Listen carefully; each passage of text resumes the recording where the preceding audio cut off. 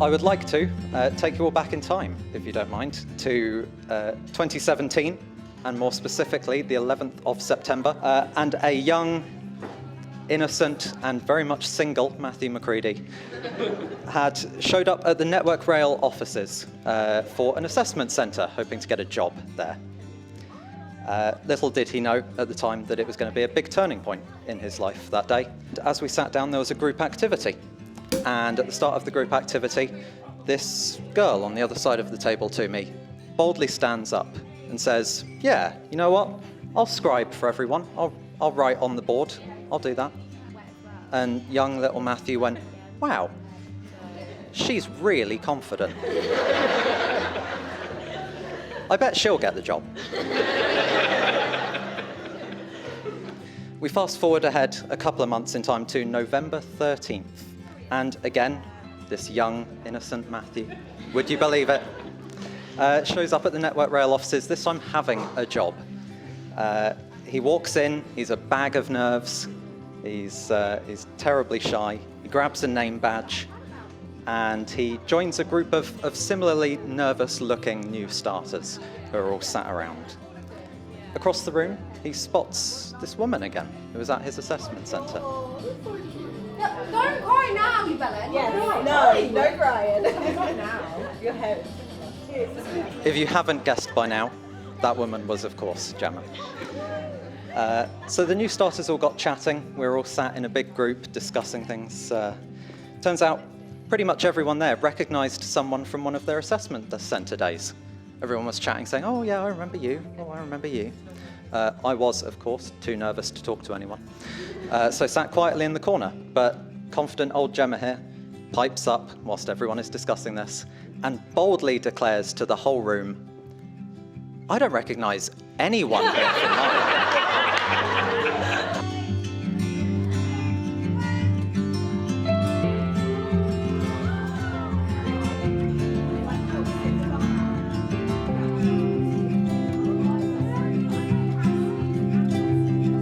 Despite this false start, Network Rail were seemingly determined to push us together. A few weeks into the job, we were paired up for a placement, 3 days working at the truly grim London Victoria station.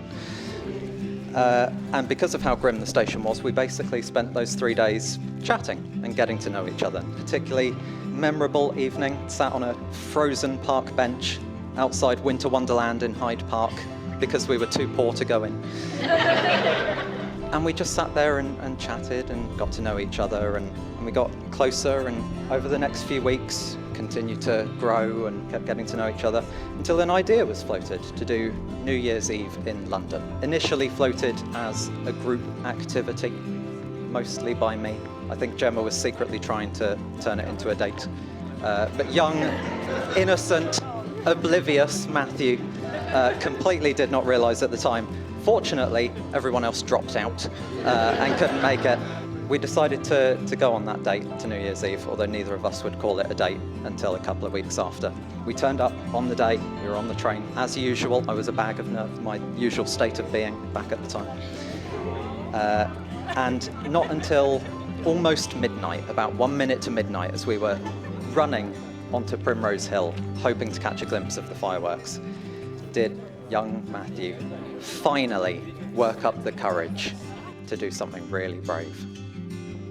He held her hand.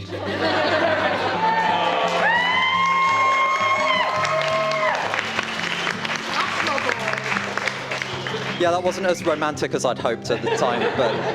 Instead of confetti, everyone gets bubbles.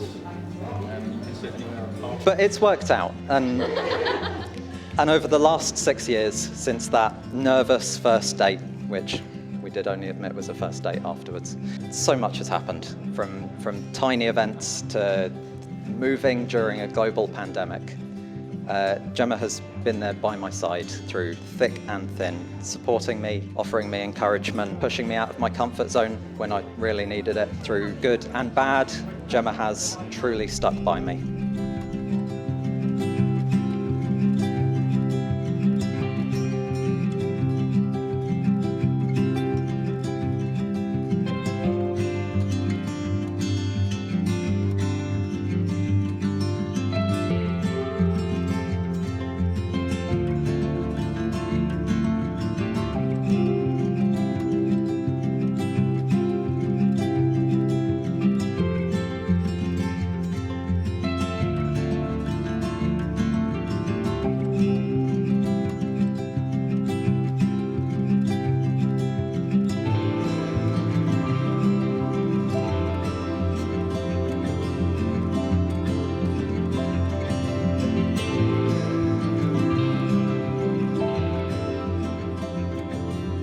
Gemma, I give you this ring as a symbol of my love, so no matter where we are, you will always have me with you, and to remind you of my promises to you every day.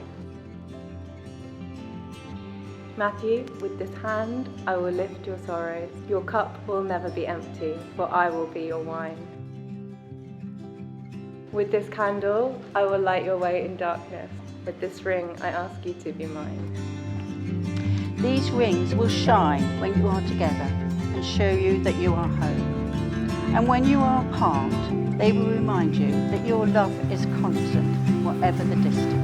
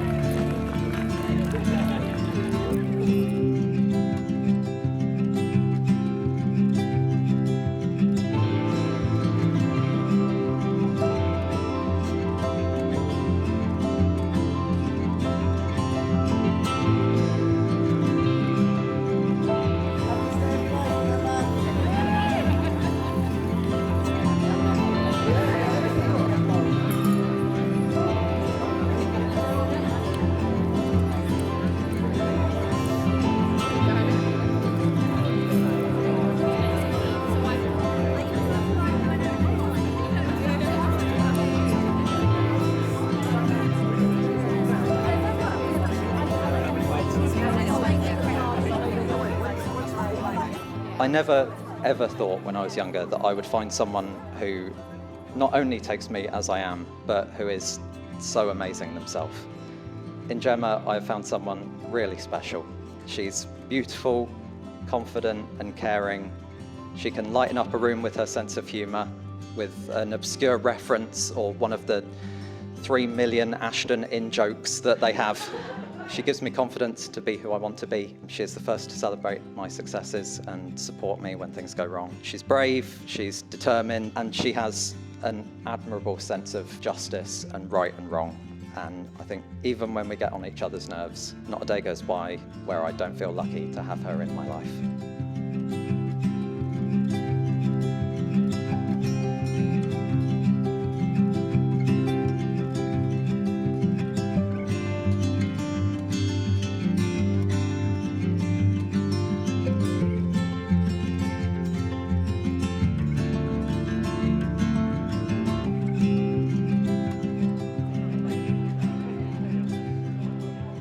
One thing Matthew knows about me is that I like to write lists at home. So Matthew, I've written you a list of thanks just for you. So first of all, thank you for such a wonderful speech. When I first met you at work, like you said, you were so shy. You barely spoke to anyone. You couldn't even stand up and present a PowerPoint about trains to like 10 people. To see you stand up in front of a whole room of all of our friends and family just makes me so proud. Thank you for being the calm to my chaos. You keep me grounded and see the bigger picture when I stress over all the little things. Thank you for always making me laugh and cheering me up when I'm grumpy. You somehow always manage to do that.